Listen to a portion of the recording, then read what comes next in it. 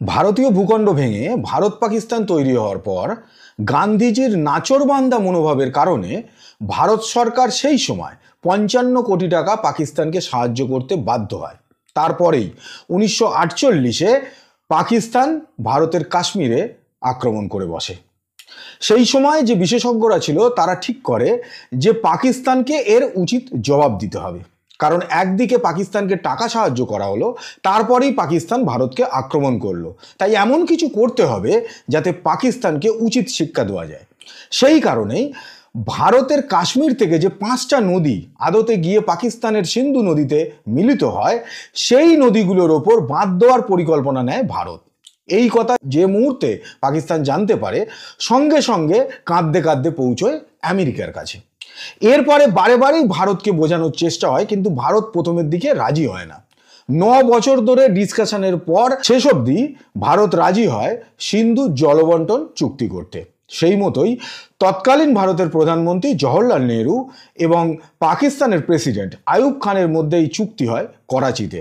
এই চুক্তি অনুযায়ী স্থির হয় যে পশ্চিমের যে 3টি নদী আছে, ইন্দাস, চেনাব এবং ঝিলাম, সেই জল ব্যবহার করবে, এই নদীগুলোর জল ব্যবহার করবে পাকিস্তান, এবং পূর্বের যে 3টি নদী আছে, রবি, বিয়াস এবং সুতলেজ বা শতদ্রু, এই 3টি নদীর জল ব্যবহার করবে ভারত। এই চুক্তি যে ভারতের জন্য একেবারেই সুবিধাজনক নয় এবং এতে যে ভারতের কোনো লাভ হবে না, সেটা কিন্তু বিশেষজ্ঞরা বারে বারেই বলেছিল। কিন্তু তা সত্ত্বেও রেসপন্সিবিলিটি নেওয়ার জন্য পাকিস্তান যাতে কোনোভাবে অসুবিধা না হয়, তারাও যাতে উন্নতি করতে পারে, সেই কারণেই ভারতেই চুক্তি করে। এই চুক্তি অনুযায়ী প্রধানত দুটো জিনিস ঠিক হয়। এক, এই যে 5টা নদী আছে, এই নদীর ওপরে চাইলে ভারত পরিবহন চালাতে পারে, সেচ চালাতে পারে এবং তার সাথে জলবিদ্যুতের জন্য ব্যবহার করতে পারে। আর 2 নম্বর, যেটা এই চুক্তির 12 নম্বর আর্টিকেলে বলা আছে, যে টাইম টু টাইম এই চুক্তির মডিফিকেশন বা তারা সবাই একসাথে মিলে বসবে, ভারত এবং পাকিস্তান, এবং সেখান থেকে ডিসিশন নেবে যে আগামী দিনের পদক্ষেপ কী নেওয়া হবে।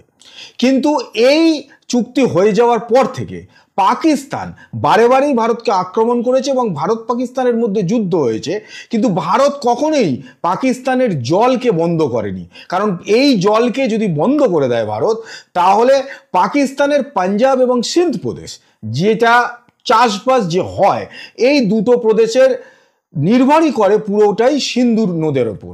এবং এই যে 6টা নদী, এই 6টা নদী গিয়ে আলটিমেট সিন্ধু নদে পড়ে এবং এই সিন্ধু নদী করাচির দক্ষিণ পূর্বাংশে গিয়ে আরব সাগরে মিলিত হয়।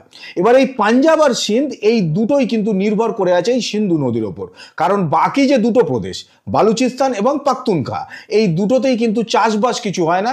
এখানে মিনারেলস যেগুলো থাকে সেগুলোই পাকিস্তান তোলে এবং সেই দিয়েই পাকিস্তান সেনাবাহিনী এবং নেতাদের পকেট ভরে, আদতে জনগণের কিছু হয় না। এরপরে 1999 সালে যখন কার্গিল ওয়ার হয়, তারপরে তৎকালীন ভারতের প্রাক্তন প্রধানমন্ত্রী স্বর্গীয় অটল বিহারী বাজপেয়ীজি, তিনি যখন মুশারফজি এখানে আসে ভারতে, তখনও বোঝায় যে একটা কমিটি গঠন করা হোক, যারা দুটো দেশ মিলেই যারা এই বর্ডার যে ডিসপিউট আছে সেগুলো নিয়ে আলোচনা করুক, কারণ এটা দীর্ঘমেয়াদী পথ। কিন্তু অর্থনৈতিক যে উন্নতিগুলোর প্রয়োজন দুটো দেশের ক্ষেত্রেই, সেই দিকে আমরা একসাথে অগ্রগতি হই। কিন্তু এরপরও এই পুরো বিষয়টা শীত ঘুমে চলে যায়। এরপরে নরেন্দ্র মোদী ক্ষমতায় আসার পর তিনিও কিন্তু বারংবার পাকিস্তানকে এই বিষয়ে আলোচনার জন্য ডাকেন, কিন্তু পাকিস্তান তো পাকিস্তানি। পাকিস্তান অর্থনৈতিক উন্নতির জন্য কেন আলোচনায় বসবে? কারণ শুধুমাত্র তারা আলোচনায় বসে যে কি করে জিহাদ করতে হবে।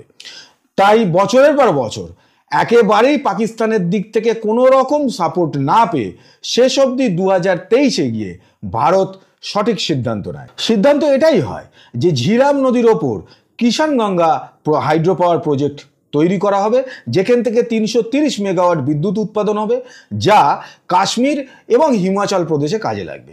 আর চেনাব নদীর ওপর রাতলে হাইড্রো পাওয়ার প্রজেক্ট তৈরি করা হবে, যেখান থেকে 550 মেগাওয়াট বিদ্যুৎ উৎপাদন হবে, যা পাঞ্জাব, দিল্লি, উত্তরাখণ্ড সহ সমগ্র উত্তর ভারতের যে বিদ্যুতের চাহিদা তা পূরণ করবে। এই জিনিস হওয়ার পরেই সঙ্গে সঙ্গে যে পাকিস্তান এতদিন ঘুমিয়েছিল সে হঠাৎ জেগে ওঠে এবং কাঁদতে কাঁদতে আবার পৌঁছয় আমেরিকার কাছে। তার কারণ পাকিস্তান জানে যে যদি এই বাঁধ তৈরি করে দেওয়া হয়, আর শুধু এই দুটো বা নদীর ওপরেই যে বাঁধ তৈরি হবে তা না, ভারত সরকার আরও যে 3টে নদী আছে তার ওপরও বাঁধ তৈরি করে সেখানে বিদ্যুৎ উৎপাদনের চিন্তা ভাবনা করছে। এখন এই বাঁধ যদি তৈরি হয়ে যায় তাহলে পুরো খেলাটাই কিন্তু ভারতের হাতে চলে যাবে। কারণ ভারত যদি জল বন্ধ করে দেয় তাহলে পাকিস্তান এমনিই শুকিয়ে মরে যাবে, আর ভারত যদি জল ছেড়ে দেয় তাহলে পাকিস্তান বন্যায় বেঁচে যাবে। ফলে দুদিক থেকেই পাকিস্তান একেবারে শেষ হয়ে যাবে। তাই কাঁদতে কাঁদতে আমেরিকায় পৌঁছয়। ইউএনও ঠিক করে যে ওয়ার্ল্ড ব্যাংকের আন্ডারে একটা নিরপেক্ষ তদন্ত কমিটি গঠন করা হোক এবং তারা তদন্ত করে যা সিদ্ধান্ত দেবে সেটাই এই দুটো দেশকে মেনে নিতে হবে। ভারত সরকার ওয়েলকাম জানায় এই সিদ্ধান্তকে। এরপর যে কমিটি গঠন করা হয়েছিল সেই কমিটির লোকজন তারা ভারতে আসে, তারা এই দুটো জায়গাকে প্রদক্ষিণ করে এবং যে ট্রিটি হয়েছিল, যে চুক্তি হয়েছিল, সব কাগজপত্র দেখে তারা শেষ অবধি যে রিপোর্ট জমা দিয়েছে তাতে তারা উল্লেখ করেছে যে ভারত যে এই 2 নদীর ওপর জলবিদ্যুৎ প্রকল্প বানাচ্ছে সেটা চুক্তির বাইরে কিছু নয়।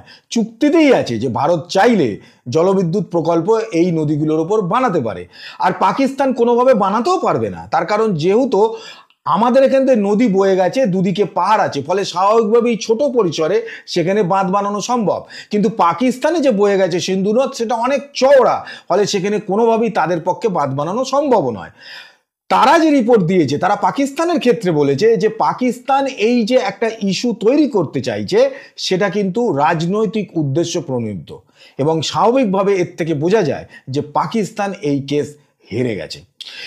হেরে যাওয়ার পর তারা সারা পৃথিবীতে যে গালাগালি খাচ্ছে তা নয়, সবচেয়ে বেশি গালাগালি পাকিস্তান সরকার খাচ্ছে তাদের দেশের মিডিয়া এবং জনগণের কাছে। কারণ তাদের বক্তব্য যে পাকিস্তান যদি শুরুতেই ভারতের সঙ্গে আলাপ আলোচনা করত তাহলে এই সিচুয়েশন তৈরিই হতো না।